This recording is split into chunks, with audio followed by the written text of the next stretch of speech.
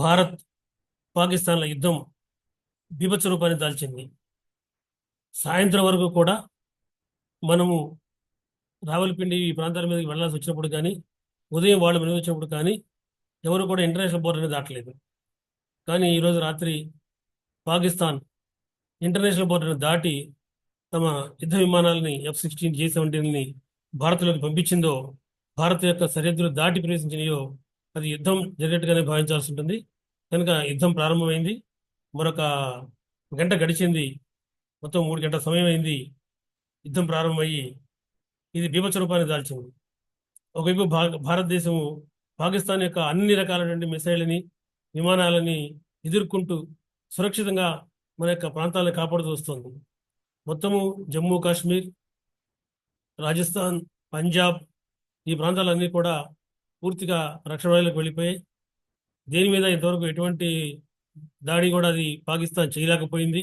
వాటిని తీవ్రంగా తిప్పికొడుతున్నాయి మన యొక్క S-400 సుదర్శన్ చక్ర మిసైల్. S-400 సుదర్శన్ చక్ర వాటి పేరు.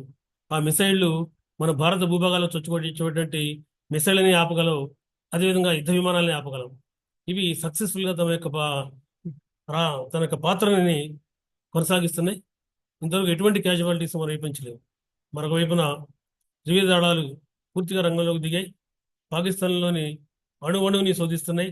లాహోర్, పెషావర్, ఇస్లామాబాద్, కరాచీ ఈ ప్రాంతాలలో బాంబుల దాడులు మోగుతున్నాయి. అదేవిధంగా 3 దళాలు కూడా కలిసిపోయినాయి. ఐఎన్ఎస్ విక్రాంత్ రంగంలోకి ప్రవేశించింది. ఐఎన్ఎస్ విక్రాంత్ నుంచి కూడా డ్రోన్స్ బయలుదేరి కరాచీ పట్టణాన్ని ముంచెత్తిని. కనుక తీవ్రమైనటువంటి యుద్ధ రూపం దాల్చింది. ఈ రాత్రికి ఇంకా ఏం జరుగుతుంది అనేది మనం చూడాల్సి ఉంటుంది. ఈ లోపుగానే మనకి ఒక పాకిస్తానీ సైనికుడు కూడా చిక్కాడు. భారతదేశం మీదకి యుద్ధానికి వచ్చి అతన్ని ప్రశ్నిస్తున్నారు. మరొక వార్త ఏంటంటే, మొత్తము పాకిస్తాన్ ప్రధానమంత్రిని అక్కడి తప్పించి సేఫ్ ప్లేస్లోకి తీసుకెళ్తున్నారనే వార్తలు వస్తున్నాయి. సౌదీ అరేబియాకి చెందినటువంటి ఫారిన్ మినిస్టర్ అటు పాకిస్తాన్ ఫారిన్ మినిస్టర్ తోటి, ఇటు మన జయశంకర్ గారితో చర్చలు ప్రారంభించారు. ఏది ఏమైనప్పటికీ కూడా పాకిస్తాన్ చేసినటువంటి దుందుడు చర్య వల్ల పెద్ద సమస్య తలెత్తింది.